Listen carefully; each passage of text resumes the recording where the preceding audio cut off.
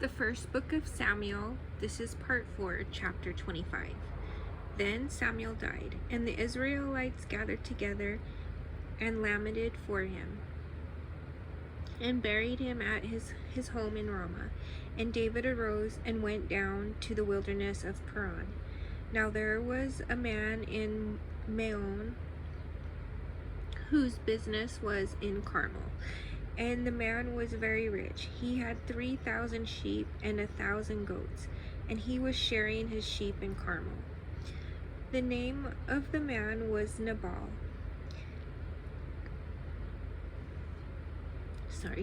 And the name of his wife is Abigail, and she was a woman of good understanding and beautiful appearance. But the man was harsh and evil in his doings. He was of the house of Caleb. When David heard in the wilderness that Nabal was shearing his sheep, David sent 10 young men, and David said to the young men, Go up to Carmel, go to Nabal, and greet him in my name. And thus you shall say to him who lives in prosperity, Peace be to you, peace to your house, and peace to all that you have. Now I have heard that you have shearers. Your shepherds were with us, and we did not hurt them, nor was there anything missing from them all the while they were in Carmel. Ask your young men, and they will tell you. Therefore let my young men find favor in your eyes, for we come on a feast day. Please give whatever comes to your hand to your servants and to your son David. So when David's young men came, they spoke to Nabal according to all these words in the name of David, and waited. Then Nabal answered David's servants and said, Who is David, and who is the son of Jesse? There are many servants nowadays who break away each one from his master. Shall I then take my bread and my water and my meat that I have killed for my shares, and give it to men when I do not know where they are from? So David's young men turned on their heels and went back, and they came and told him all these words. Then David said to his men, Every man gird on his sword. So every man girded on his sword, and David also girded on his sword. And about 400 men went with David, and 200 stayed with the supplies. Now one of the young men told Abigail, Nabal's wife, saying, Look, David sent messengers from the wilderness to greet our master, and he reviled them. But the men were very good to us, and we were not hurt, nor did we miss anything as long as we accompanied them when we were in the fields. They were a wall to us both by night and day, all the time we were with him keeping the sheep. Now therefore, know and consider what you will do, for harm is determined against our master and against all his household, for he is such a scoundrel that one cannot speak to him. Then Abigail made haste and took 200 loaves of bread, 2 skins of wine, 5 sheep already dressed, 5 seahs of roasted grain, 100 clusters of raisins, and 200 cakes of figs, and loaded them on the donkeys. And she said to her servants, Go on before me, see, I am coming after you. But she did not tell her husband Nabal. So it was, as she rode on the donkey, that she went down under cover of the hill, and there were David and his men coming down toward her, and she met them. Now David had said, Surely in vain I have protected all that this fellow has in the wilderness, so that nothing was missed of all that belongs to him, and he has repaid me evil for good. May God do so and more also to the enemies of David, if I leave one male of all who belong to him by morning light. Now when Abigail saw David, she dismounted quickly from the donkey, fell on her face before David, and bowed down to the ground. So she fell at his feet and said, Oh, oh me, my Lord, on me, on me, my Lord, on me, let this iniquity be. And please let your maidservant speak in your ears, and hear the words of your maidservant. Please let not my Lord regard this scoundrel Nabal, for as his name is, so is he. Nabal is his name, the folly is with him. But I, your maidservant, did not see the young men of my Lord whom you sent. Now therefore, my Lord, as the Lord lives, and as your soul lives, since the Lord has held you back from coming to bloodshed, and from avenging yourself with your own hand, now then, let your enemies and those who seek harm for my Lord be as Nabal. And now this present which your maidservant has brought to my Lord, let it be given to the young men who follow my Lord. Please forgive the trespass of your maidservant, for the Lord will certainly make for my Lord an enduring house, because my Lord fights the battles of the Lord, and evil is not found in you throughout your days. Yet a man has risen to pursue you and seek your life, but the life of my Lord shall be bound in the bundle of the living with the Lord your God. And the lives of your enemies he shall sling out as from the pocket of a sling. I'm going to stop there for a second. On verse 28, this is important just in case if you're listening and not reading the Bible. It says, please forgive the trespass of your maidservant, for the Lord will certainly make for my Lord. So when she first said that, she said for the Lord, and it was capitalized to let us know that that was God. And then when she said the second Lord, that was speaking to David, calling, because back in that time they called them lords too, but in the Bible they capitalize it, so we know it's God. So it says for the Lord, and that's our God, will certainly make for my Lord, and that would have been David, an enduring house, because of my Lord David fights the battles of the Lord God, and evil is not found in you throughout your days. So I just wanted to mention that, and if I see that again, I will pause and let you know, just in case if you're not reading along, that way that you know that there. Or I could say like Lord God. I'll say Lord, and then I'll say God, our God, and then if they have my Lord, I'll say Lord, and then David is who they're talking about. That way you understand and don't get confused. Alright, so I'm going to continue on now, and I'll start on 29, verse 29. Yet a man has risen to pursue you and seek your life, but the life of my Lord David shall be bound in the bundle of the living with the Lord your God. And the lives of your enemies he shall sling out, as from the pocket of a sling. And it shall come to pass, when the Lord our God has done for my Lord David, according to all the good that he has spoken concerning you, and has appointed you ruler over Israel, that this will be no grief to you, nor offense of heart to my Lord David either, that you may shed blood without cause, or that my Lord David has avenged himself.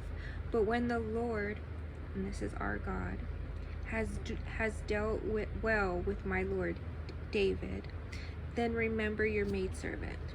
Then David said to Abigail, blessed is the Lord God of Israel, who sent you this day to meet me. And blessed is your advice, and blessed are you, because you have kept me this day from coming to bloodshed, and from avenging myself with my own hand.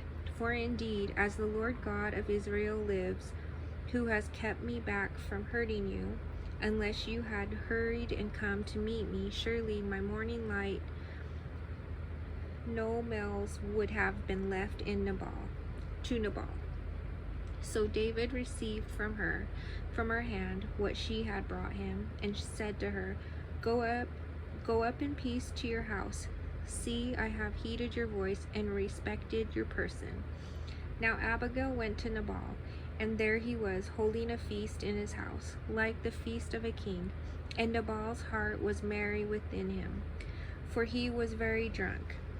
Therefore she told him nothing, little or much, until morning light. So it was in the morning, when the wine had gone from Nabal, and his wife had told him these things, that his heart died within him, and he became like a stone. Then it happened after about 10 days that the Lord our God struck Nabal, and he died. So when David heard that Nabal was dead, he said, Blessed be the Lord our God, who has pleaded the cause of my reproach from the hand of Nabal, and has kept his servant from evil. For the Lord our God has returned the wickedness of Nabal on his own head. And David sent and proposed to Abigail to take her as his wife. When the servants of David had come to Abigail at Carmel, they spoke to her, saying, David sent us to you to ask you to become his wife. Then she rose, bowed her face to the earth, and said, Here is your maidservant, a servant to wash the feet of the servants of my Lord. And she's talking to David. So Abigail rose in haste and rode on a donkey, attended by 5 of her maidens, and she followed the messengers of David and became his wife. David also took Ahinoam of Jezreel, and so both of them were his wives.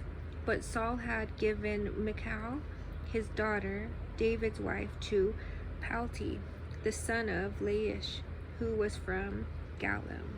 Chapter 26. Now the Ziphites came to Saul at Gibeah, saying, Is David not hiding in the hill of Hachilah, opposite of Jeshimon? Then Saul arose and went down to the wilderness of Ziph, having 3,000 chosen men of Israel with him, to seek David in the wilderness of Ziph. And Saul encamped in the hill of Hachilah, which is opposite Jeshimon, by the road. But David stayed in the wilderness, and he saw that Saul came after him into the wilderness. David therefore sent out spies, and understood that Saul had indeed come. So David arose and came to the place where Saul had encamped. And David saw the place where Saul lay, and Abner the son of Ner, the commander of his army. Now Saul lay within the camp, with the people encamped all around him. Then David answered and said, Ahimelech the Hittite, and to Abishai the son of Zeruiah, brother of Joab, saying, Who will go down with me to Saul in the camp? And Abishai said, I will go down with you. So David and Abishai came to the people by night, and there Saul lay sleeping within the camp, with his spear stuck in the ground by his head, and Abner and the people lay all around him. Then Abishai said to David, God has delivered your enemy into your hand this day. Now therefore, please let me strike him at once with the spear right to the earth, and I will not have to strike him a second time. But David said to Abishai, Do not destroy him, for who can stretch out his hand against the Lord's anointed and be guiltless? David said furthermore, As the Lord lives, the Lord shall strike him, or his day shall come to die, or he shall go out to the battle and perish. The Lord forbid that I should stretch out my hand against the Lord's anointed. Excuse me. But please take now the spear and the jug of water that are by his head, and let us go. So David took the spear and the jug of water by Saul's head, and they got away. and no man saw or knew it or awoke. For they were all asleep, because a deep sleep from the Lord had fallen on them. Now David went over to the other side, and stood on top of the hill afar off, a great distance being between them. And David called out to the people and to Abner the son of Ner, saying, Do you not answer, Abner? Then Abner answered, and he said, Who are you, calling out to the king? So David said to Abner, Are you not a man? And who is like you in Israel? Why then have you not guarded your lord the king? For one of the people came in to destroy your lord the king. This thing that you have done is not good. As the Lord lives, you deserve to die.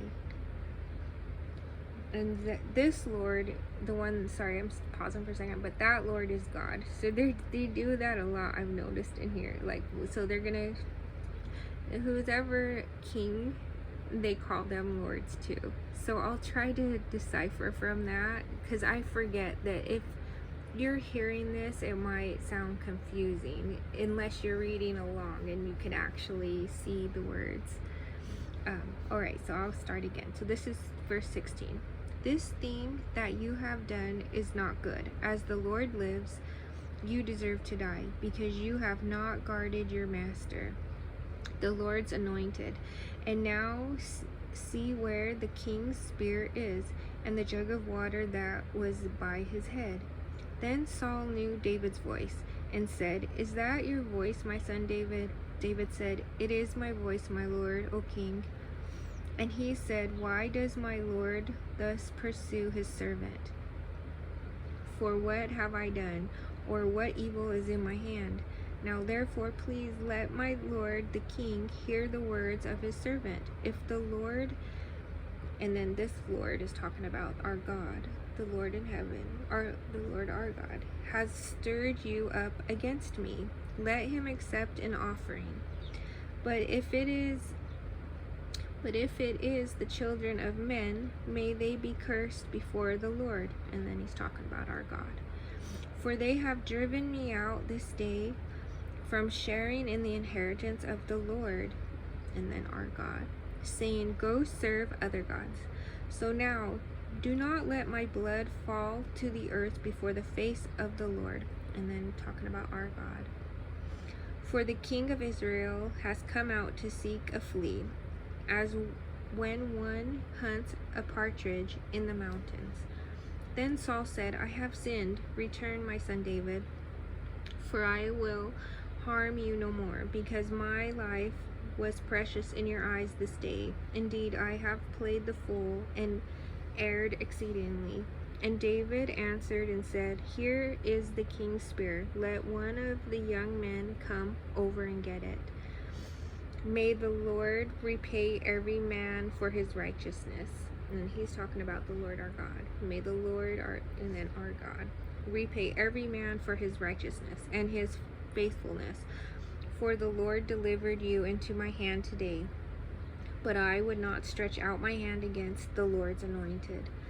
And indeed, as your life was valued much this day in my eyes, excuse me, so let my life be valued much in the eyes of the Lord. And he's talking about our God. And let him deliver me out of all tribulation. Then Saul said to David, May you be blessed, my son David. You shall both do great things and also still prevail. So David went on his way, and Saul returned to his place. Chapter 27. And David said in his heart, Now I shall perish someday by the hand of Saul. There is nothing better for me than that I should speedily escape to the land of the Philistines, and Saul will despair of me to seek me any more in any part of Israel. So I shall escape out of his hand. Then David arose and went over with the 600 men who were with him to Achish, the son of Maoch, king of Gath.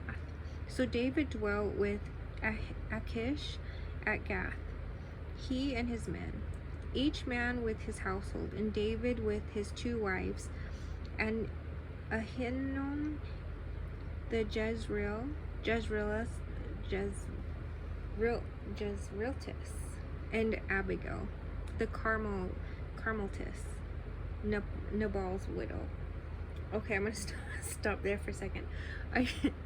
They always, Abigail was from Carmel, the city of Carmel, and then Ahinoam was from Jezreel, and they always add, like, you know how they'll say like the Amorites and stuff, so they always add like and I forget what you call that, but they add like on this one it's Carmelites, so it's spelled Carmelitess. So I might pronounce these wrong, and I do apologize. Some of these names are kind of hard. Also, some of the names, they end in an I, and sometimes it looks like an L to me, so I might say that one wrong too on accident, because it looks like an L in my book, and then it's like a lowercase I, but the I, it looks so close to an L. So that's why I try to say follow along, just in case if you want to see the names that I'm saying, that way you can verify, you know, because I may pronounce them wrong, and I apologize for that. I do try to sound them out best I can. But those are probably, I just wanted to let you know that, just in case as I'm reading along in the Bible and you hear words and you're like, what? You can pull out your Bible and, you know, verify what I just said, just in case I pronounced it wrong. Alright, so I will continue. I'm on verse 3. So David dwelt with Achish at Gath, he and his men, each man with his household, and David with his 2 wives, Ahinoam the Jezreelitess, and Abigail the Carmelitess, Nabal's widow. And it was told Saul and David had fled to Gath, so he sought him no more. Then David said to Achish, if I have now found favor in your eyes, let them give me a place in some town in the country, that I may dwell there.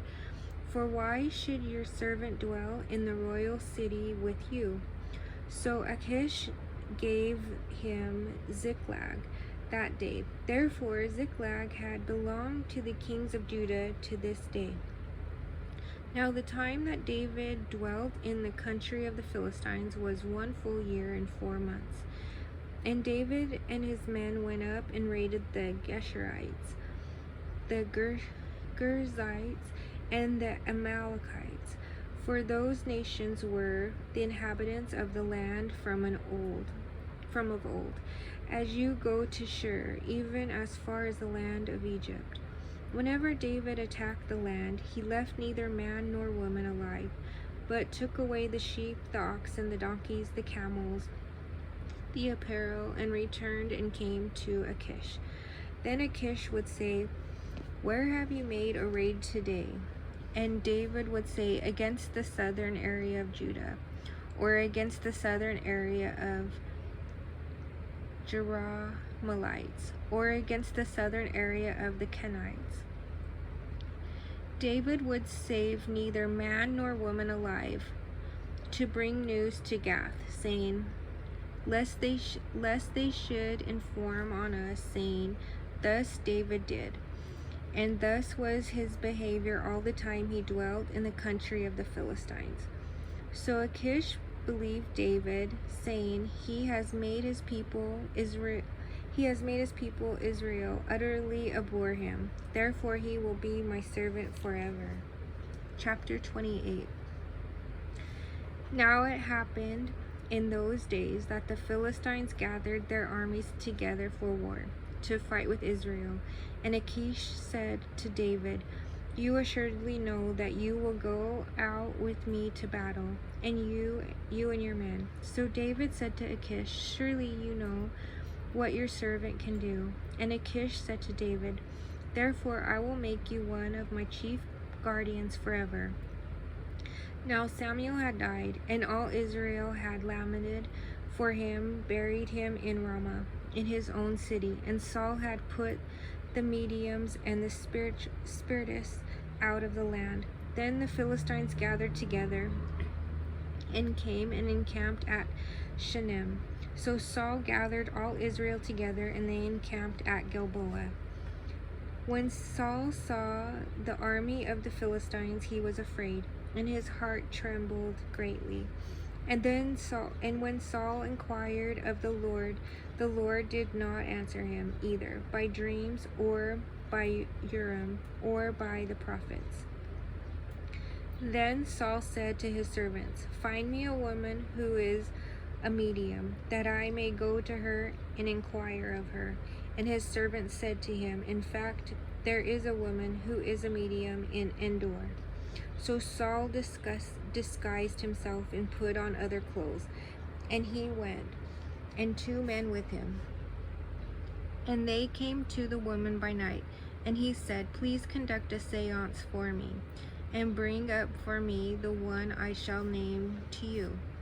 Then the woman said to him, "Look, you know what Saul has done, how he has cut off the mediums and the spiritists from the land. Why then do you lay a snare for my life to cause me to die?" And Saul swore to her by the Lord, saying, "As the Lord lives, no punishment shall come upon you for this thing." Then the woman said, "Whom shall I bring up for you?" And he said, "Bring up Samuel for me." When the woman saw Samuel, she cried out with a loud voice. And the woman spoke to Saul, saying, "Why have you deceived me? For you are Saul." And the king said to her, "Do not be afraid. What did you see?" And the woman said to Saul, "I saw a spirit ascending out of the earth." So he said to her, "What is his form?" And she said, "An old man is coming up, and he is covered with a mantle." And Saul perceived that it was Samuel, and he stooped with his face to the ground and bowed down. Now Samuel said to Saul, "Why have you disturbed me by bringing me up?" And Saul answered, "I am deeply distressed, for the Philistines make war against me, and God has departed from me, and does not answer me any more, neither by prophets nor by dreams. Therefore I have called you, that you may reveal to me what I should do."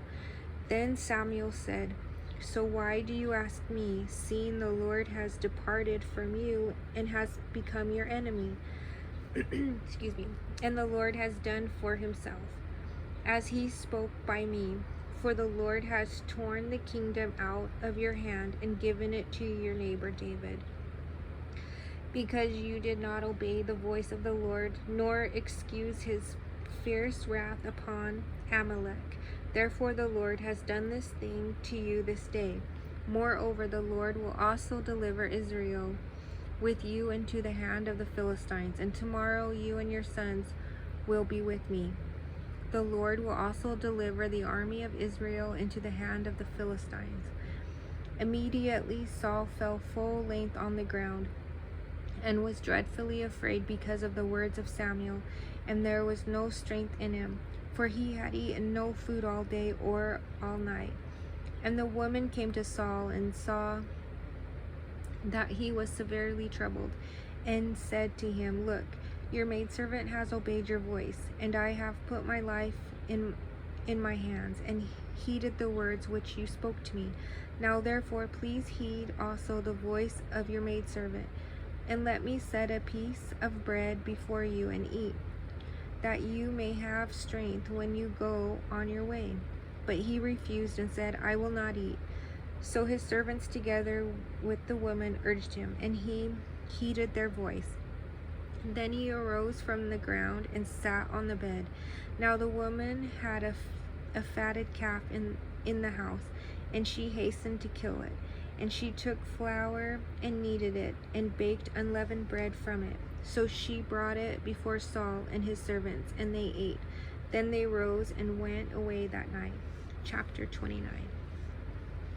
Then the Philistines gathered together all their armies of Aphek, and the Israelites encamped by a fountain which is in Jezreel. And the lords of the Philistines passed in review by hundreds and by thousands. But David and his men passed in review at the rear with Achish. Then the prince of the Philistines said, "What are these Hebrews doing here?" And Achish said to the princes of the Philistines, Is this not David, the servant of Saul, king of Israel, who has been with me these days or these years, and to this day I have found no fault in him since he defected to me? But the princes of the Philistines were angry with him. So the princes of the Philistines said to him, "Make this fellow return, that he may go back to the place which you have appointed for him, and do not let him go down with us to battle, lest in the battle he become our adversary. For with what could he reconcile himself to his master, if not with the heads of these men? Is this not David, of whom they sang to one another in dances, saying, Saul has slain his thousands, and David his 10,000s? Then Achish called David and said to him, Surely, as the Lord lives, you have been upright, and your going out and your coming in with me, and the army is good in my sight. For to this day I have not found evil in you since the day of your coming to me. Nevertheless, the lords do not favor you." And this lords he's talking about is the kings, the surrounding kings. So he said, nevertheless, the lords, like the surrounding kings, do not favor King David. Therefore return now and go in peace, that you may not displease the lords of the Philistines.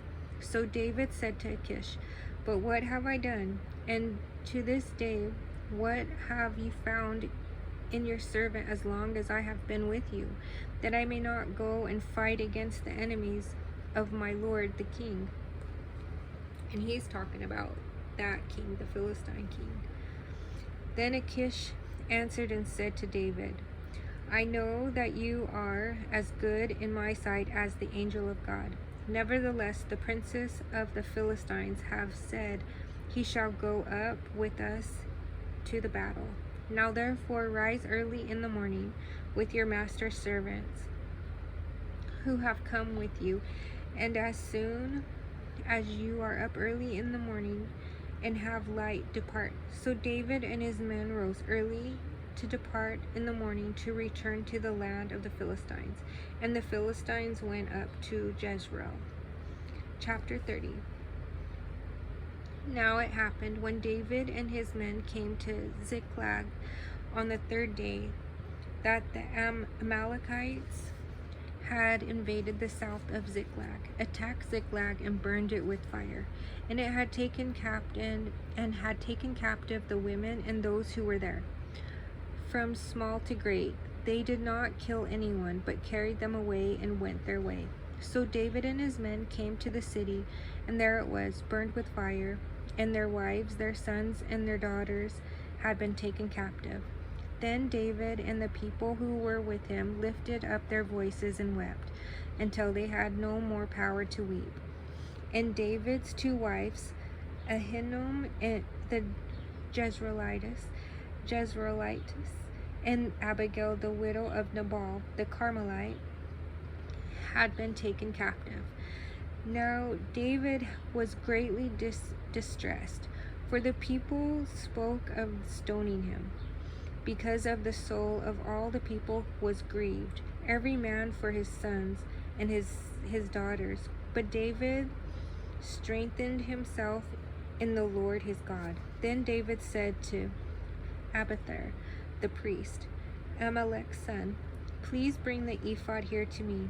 And Abiathar brought the ephod to David. So David inquired of the Lord, saying, Shall I pursue this troop? Shall I overtake them? And he answered them, Pursue, for you shall surely overtake them, and without fail recover all. So David went, he and 600 men who were with him, and came to the brook Bezor, where they stayed who were left behind.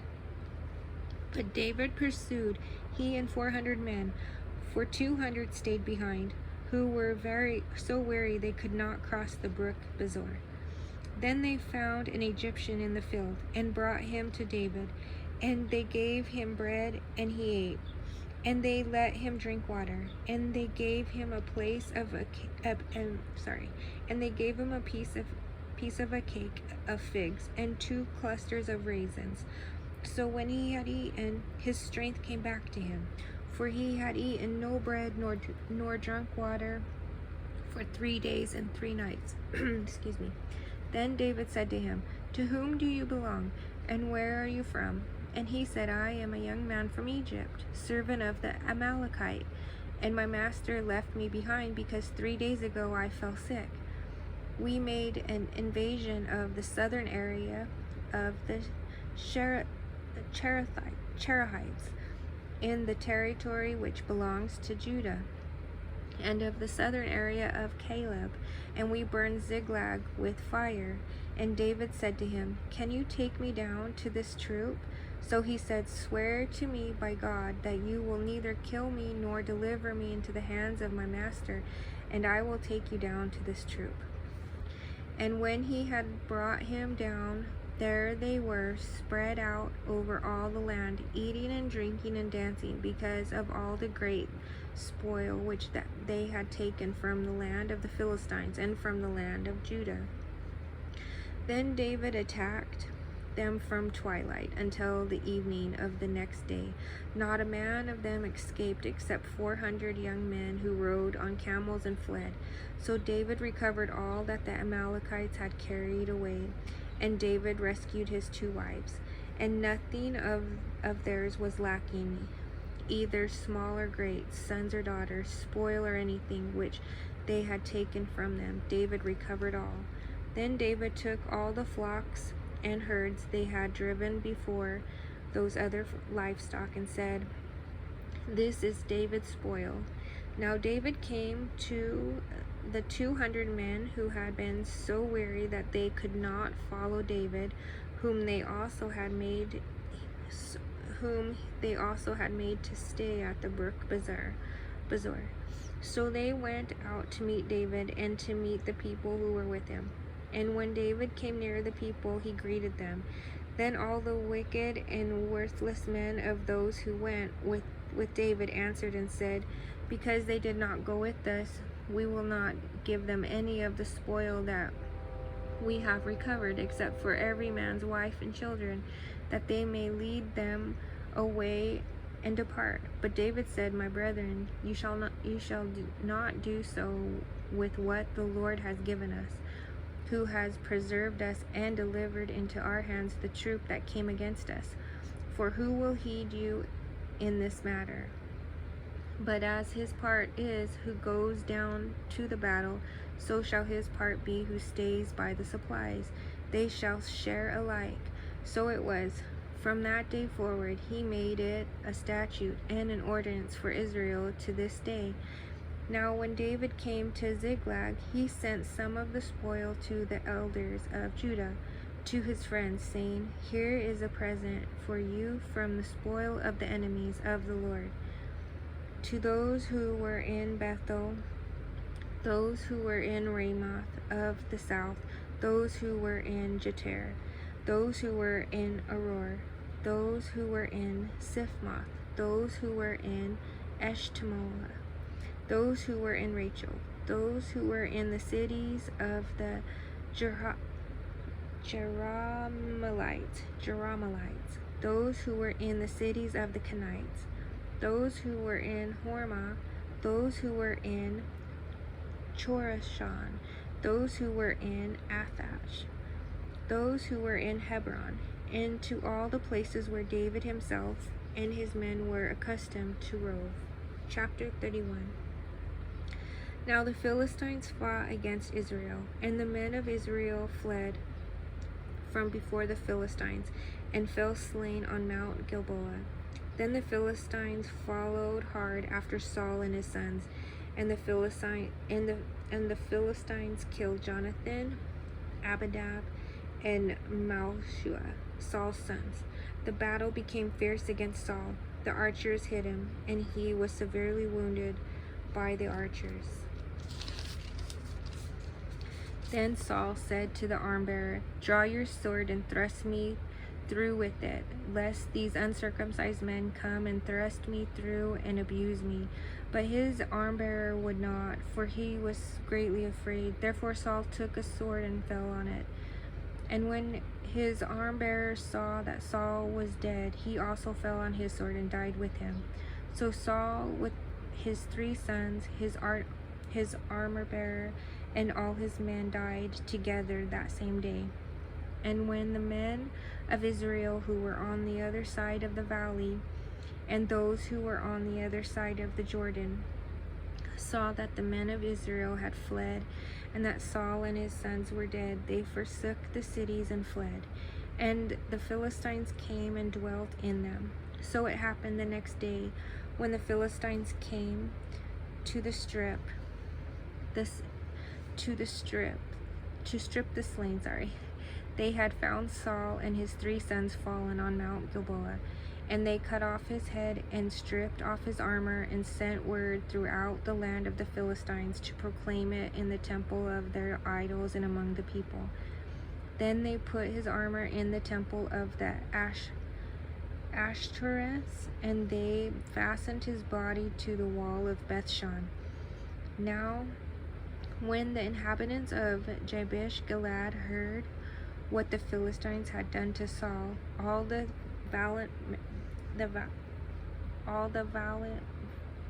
men arose and traveled all night, and took the body of Saul and the bodies of his sons from the wall of Bethshan, and they came to Jabesh and burned them there.